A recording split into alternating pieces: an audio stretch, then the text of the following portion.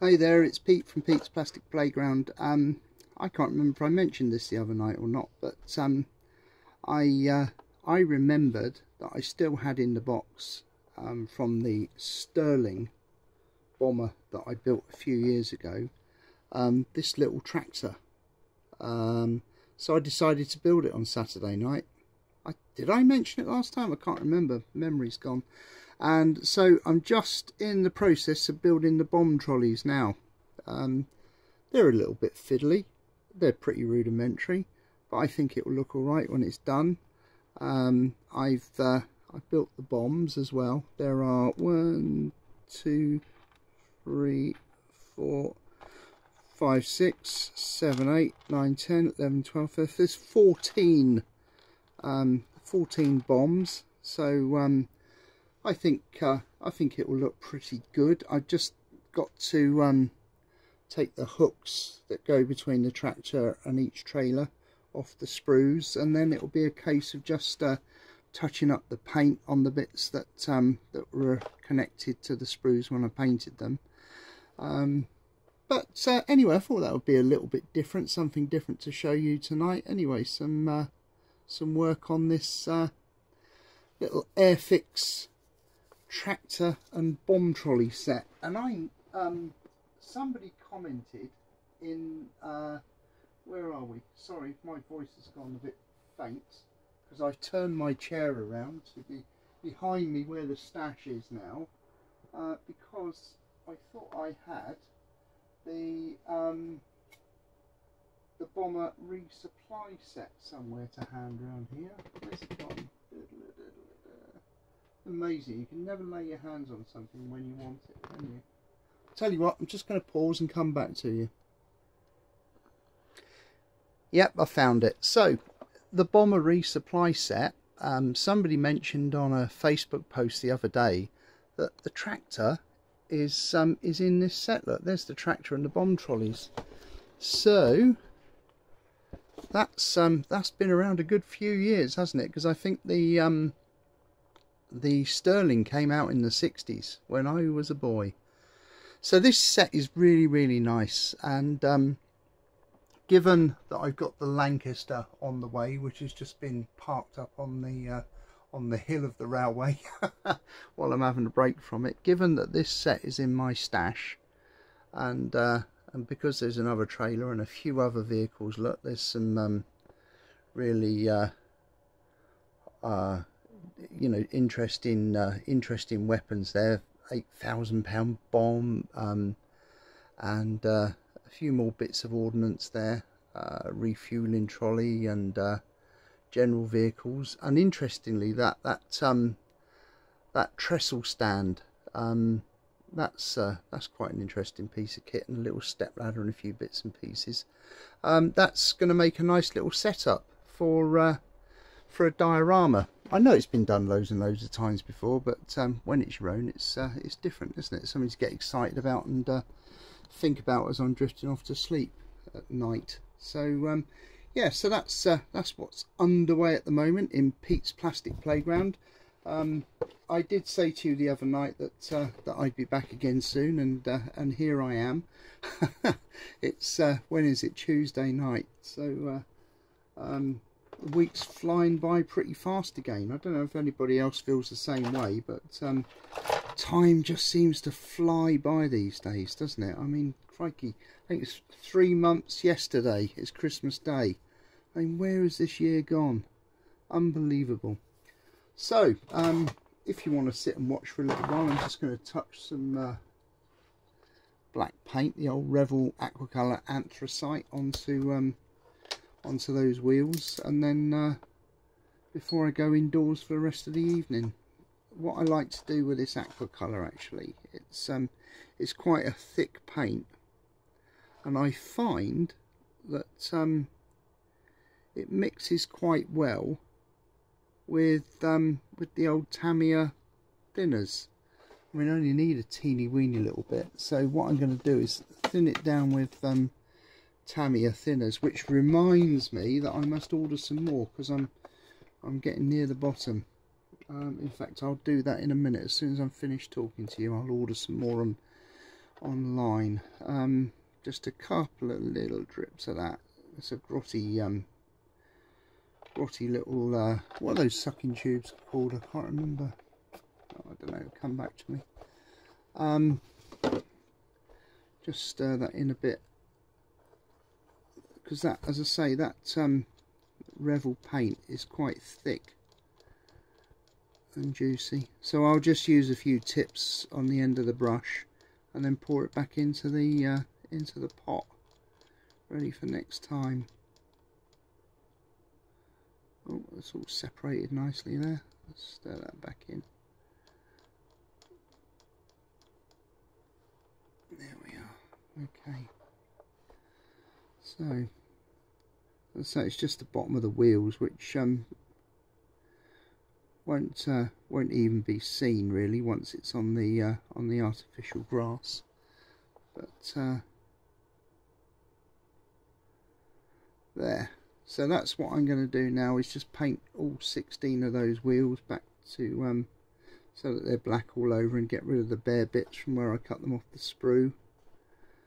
And then that will be that for this little task tonight.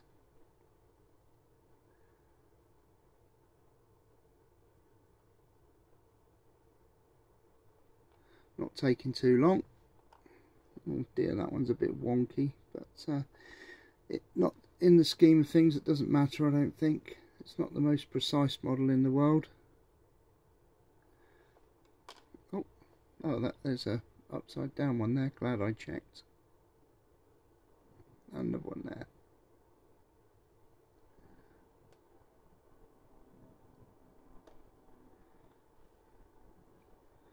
That one's alright.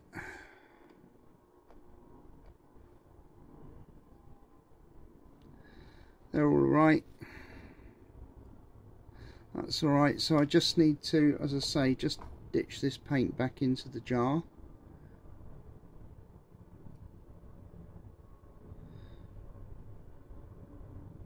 There we are, and put my brush in the pot of dirty water.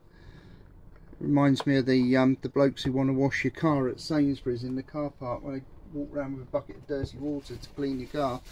Seems to me the car comes out dirtier than when they started, but there we are. That's that. And then I've got some aircraft blue here, or Air Force blue, or whatever you want, RAF blue, and I'll just touch in the bits that are bare on those trolleys. So this was after do you know, honestly, my short-term memory since I had COVID has been absolutely horrendous. When I made my last video, I can't remember if I mentioned this this little tractor to you or not. But if I didn't, what happened was, it was Saturday night, and I thought, oh, what am I going to do? You know, just sort of, I want a quick build just for the evening. And I remembered this in you know, from the Stirling build previously, and I just got the box, found the box, knew exactly where it was actually from when we my sons and I turned the garage around, and pulled this this little kit out, and away we go.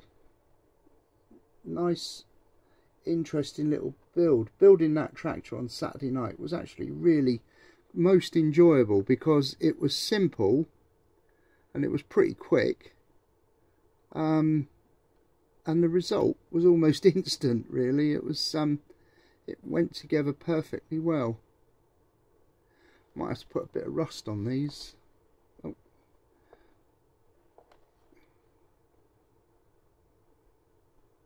I could have chosen a better brush actually, but this will do. There we are, so that's number one done.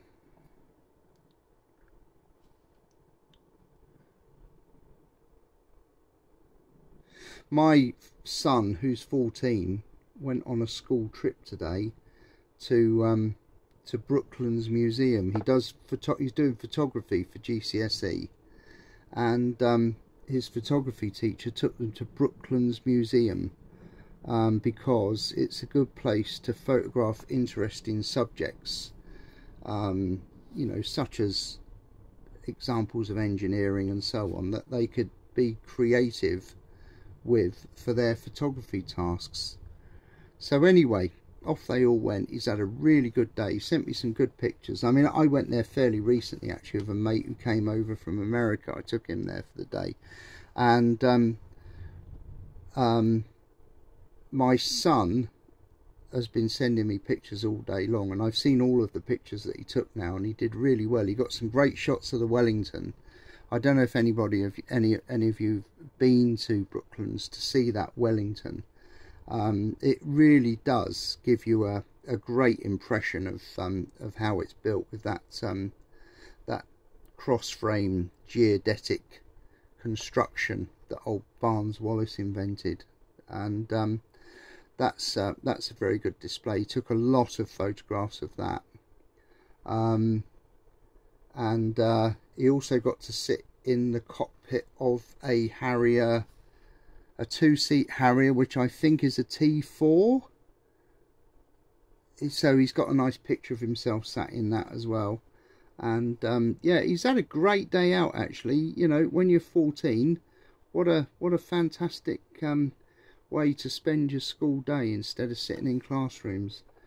And so yeah, Brooklands Museum, if anybody lives, you know, if anybody's able to go there, I would highly recommend it as a day out. It's not expensive at all to get in. I think it's only about, I don't know, less than 20 quid to get in for an adult actually, so it's not bad at all, and it's very, very, very good. When I went there, it was the height of summer. It was one of the heat wave days, and I wasn't feeling brilliant at the time because one reason or another I'm having to walk with a stick, and it was a long walk round, but I really wanted to have a good day out with my mate from America, because I don't see him very often.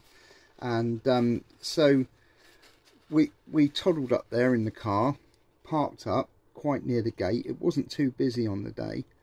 Anyway, walked around, and we noticed that they were running the cars on the test hill.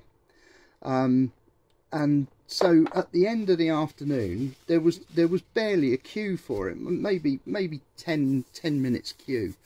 So I went up to the kiosk and said, you know, we'd like to have a go. How much is it? And this old boy in his white overalls just said, oh, it's a suggested donation of £1, sir. Really? So anyway, I gave him a tenner, and we got in this Jago Jeep. I think it was a Jago or a Badger, with a 1600 Ford engine, and we went up this test hill from a standing start, and it was really exhilarating. Very, very nice guy driving it. I did get a video of it actually, which I might post as a follow-up to this. And then when we got to the top of the hill, it was, you know, sort of like coming down from this exhilaration of going up this hill as fast as you can. And then we trundled along through the woods for a little while, and lo and behold, we found ourselves turning onto the Brooklands curve. So we actually, I couldn't believe it. And we pulled out, and we actually, the bloke put his foot down, and to get back to where we started, we actually had to drive on the famous Brooklands curve, which I was highly delighted with. It was a hell of an experience. And so, and on that day, of course, we saw the old, as well as the Wellington, we saw a Hurricane, and a couple of Harriers. There's a Concorde and a few old civilian airliners there. There's a Vickers, I think it's Vickers Vanguard, VC-10, the Sultan of Oman's VC-10 that we went aboard. And yeah, it was a really good day out, so I highly recommend Brooklands Museum. So anyway, that's it for tonight. Pete's Plastic Playground. I'm just going to turn the camera around so you can see me. There we are, here I am.